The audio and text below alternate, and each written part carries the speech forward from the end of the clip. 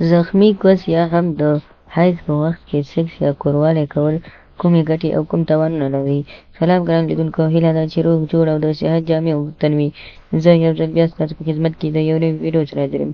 هیله ده چې د پام وړ مو وګرځېږي. تر هر څه دمخه باید یادونه وکړم، که زموږ چینل مو نه وي سبسکرایب کړی نو زموږ چینل سبسکرایب کړئ، په خوا کې ورسره د ګوګلي نښان ووهئ. مننه. کوروالی یا سیکس کول په کومو وختونو کې ډېرې زیاتې ګټې لري.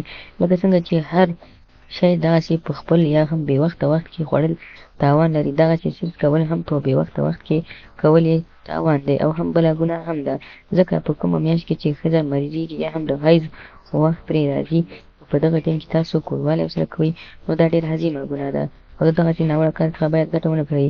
که تاسو غواړئ چې سالم اولاد مو پیدا شي او سالمه کوروالی وکړئ، نو باید د حیض څخه مخکې کوروالی وکړئ یا هم وروسته کوروالی. هغه داسې چې کله تاسو پوهېدل چې د مېرمنې مریضتیا ته مو څه کم ټیم پاتې، یعنې یوه یا هم 2 ورځې پاتې دي، نو باید تاسو په دغه ټیم کې سیکس وکړئ، ځکه په دغه ټیم کې سیکس کول ډېرې ګټې لري.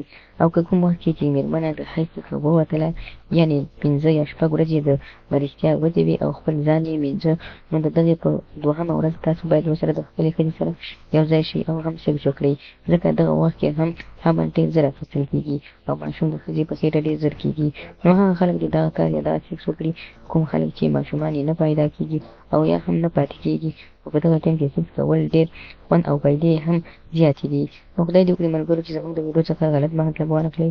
موږ هره ویډیو کې تاسو ته داسې صحي خپرونې او صحي معلومات درکوو تر څو تاسو په خپله ګټه ترېنه پوه شئ.